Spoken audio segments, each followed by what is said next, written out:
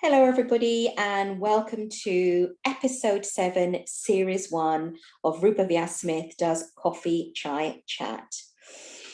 This is the last episode of the series before I take a break, but I will be back. I wanted to do one final episode on chronic illnesses and the varied and various experiences people have. My first conversation was with Hasty at the beginning of May, and he manages Crohn's disease and gastroparesis. My second conversation was with Serbs a fortnight ago, and he manages chronic kidney disease. If you haven't seen either of these videos, please do check them out. My final one today is on diabetes, which some of you watching may manage or know someone who does. The format of this is going to be a little different, and I'll explain that shortly. But first, just to say a little bit about diabetes. It's a serious condition where your blood glucose level is too high. It's classed as a chronic condition. There are two main types, type 1 and type 2. From a variety of sources, I've found some statistics and facts and figures around diabetes. So more than 4.9 million people in the UK have diabetes. 13.8 million people are now at increased risk of type 2 diabetes in the UK.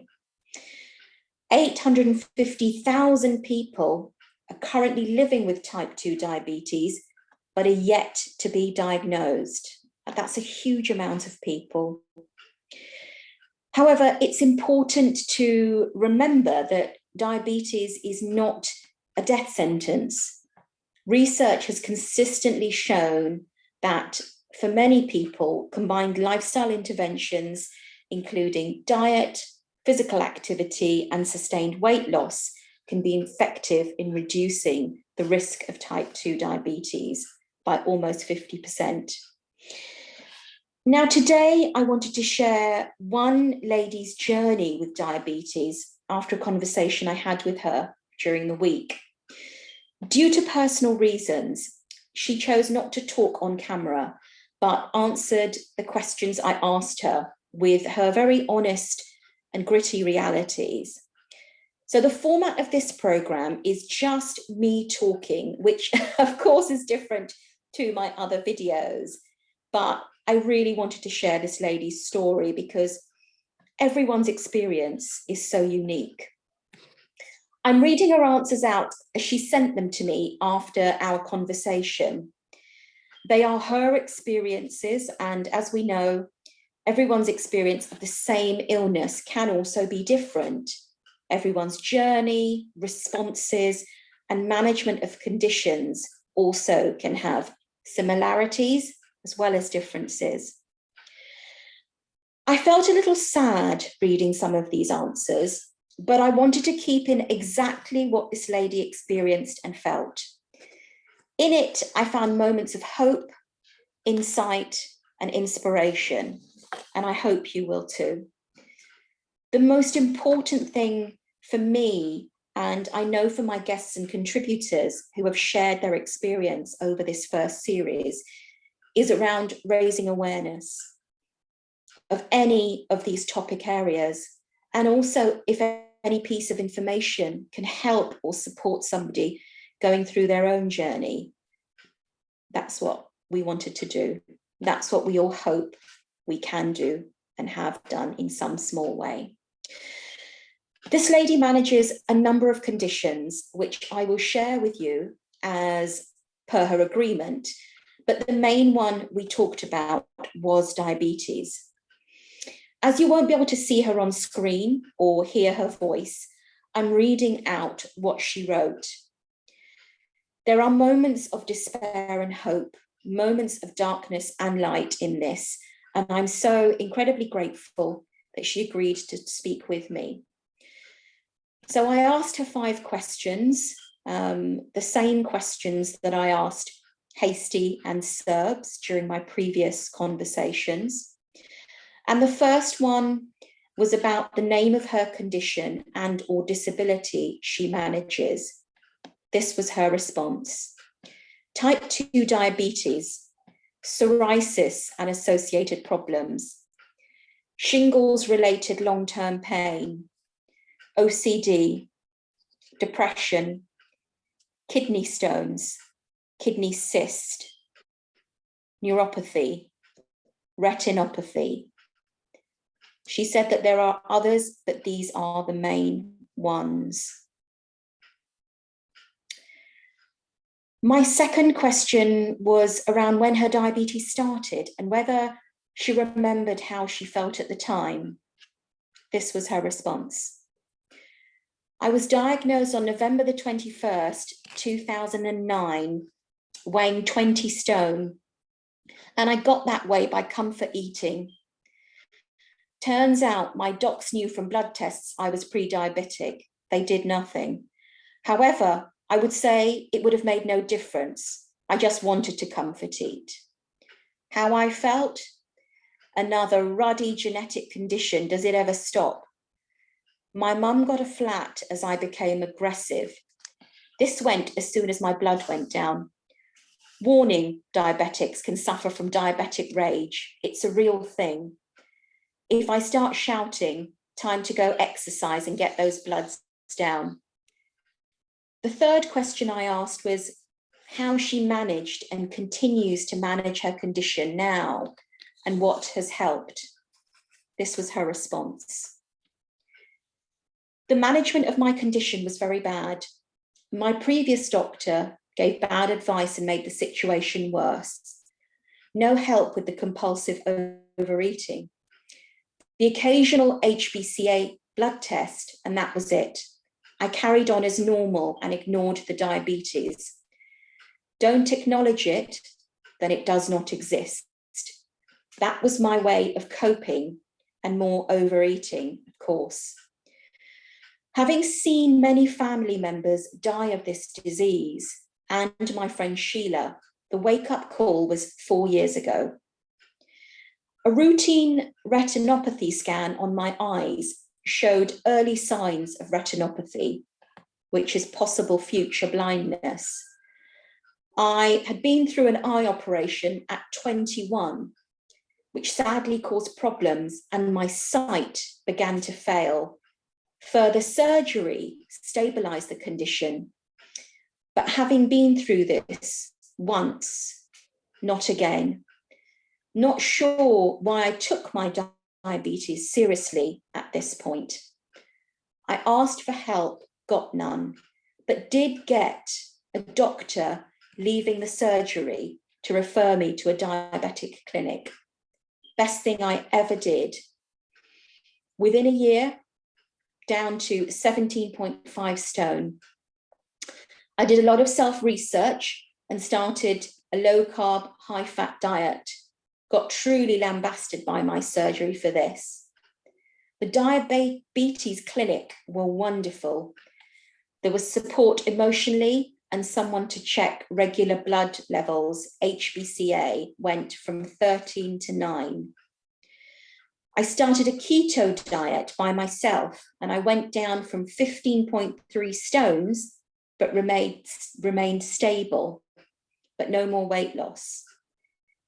In February 2020, I became ill. Bloods went from 6.5 HbCA to nearly 8. Weird stuff going on. I was told to practice mindfulness. It felt bloody useless if you're passing out and have severe unknown back pain. I had a complete and utter breakdown, kept telling people something was wrong. Stock answer, it's your OCD, it's your diabetes. Do yoga, you have a health anxiety.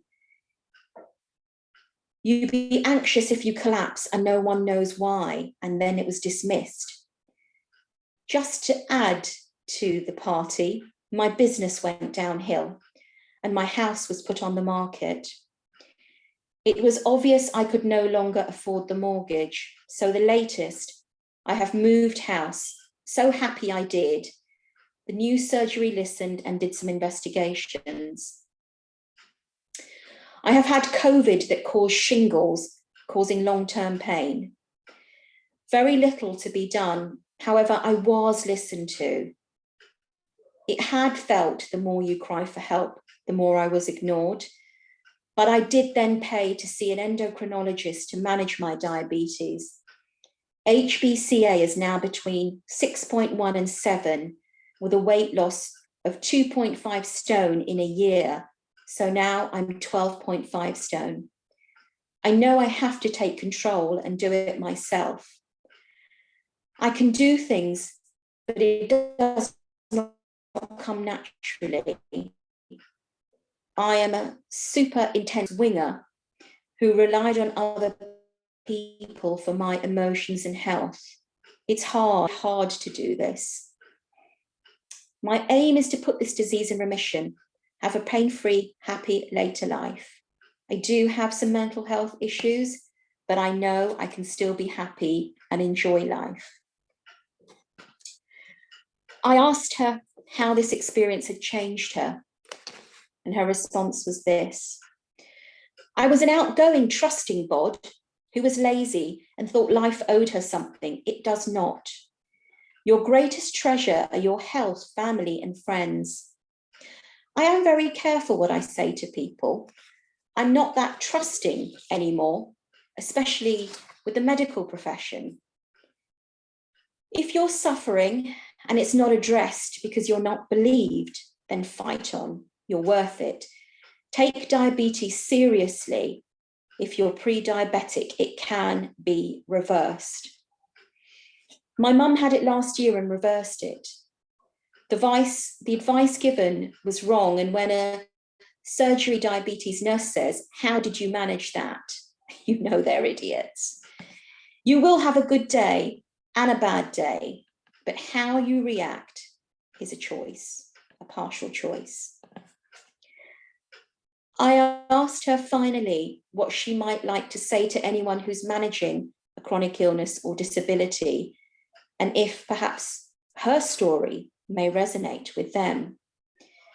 She said this: it takes time to come to terms with the fact that it feels like your body's trying to kill you. I felt that at first, a grieving process, and feeling depressed over it is so normal. Those with grins and I'm a coping attitude, that's a lie. Whatever your reaction, and you will have one, try to connect with others who are suffering the same. You can learn from others' experience. It's hard, so hard when you have a bad day and you just want to crawl into bed. Sometimes I do even now. You have one shot at life, no repeats, no do-overs. If you can do anything to help yourself, then try. Baby steps, a bit at a time. Before you know it, you have walked a mile. My faith has helped keep me alive. And she said to me at the end, Roopa, I hope this is useful and I hope it can help someone. I want to thank this wonderful contributor for her candid and very authentic responses to her questions. Sometimes we feel with any challenge in life, we just wish it can get neatly tied in a bow. And that's not always the case. People are at different stages of their journey. People experience different things with their conditions. And that's really what I wanted to share through this channel. I have felt so incredibly honored when people share their journeys with me and feel comfortable talking about what they have felt and experienced. I'm inspired by people all the time. When I look around at my family, at my friends, neighbors, people that I might have even just met briefly and had a conversation with, there's always something that I take away which makes me think, smile, ponder, and feel inspired in some way by a conversation that I've had. And that really supports me when I have my tough days, as we all do. It's interesting, most of us don't feel like we are inspiring, but we all are in our own way. And that very fact makes me want to keep sharing stories with you.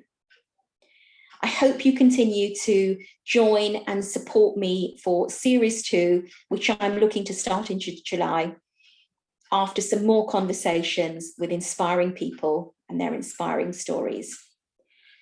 See you again very, very soon. Thank you for your support to date, and thank you for my increasing number of supporters on the YouTube channel. It's so wonderful to see, and I am really, truly thankful. Enjoy June, and let's hope it's a good summer for all and things begin to improve in many ways during what has been a difficult time in recent months, the last 15, 18 months during our experience with COVID. Thank you all so much. Take care, stay safe, and keep well. Bye-bye for now.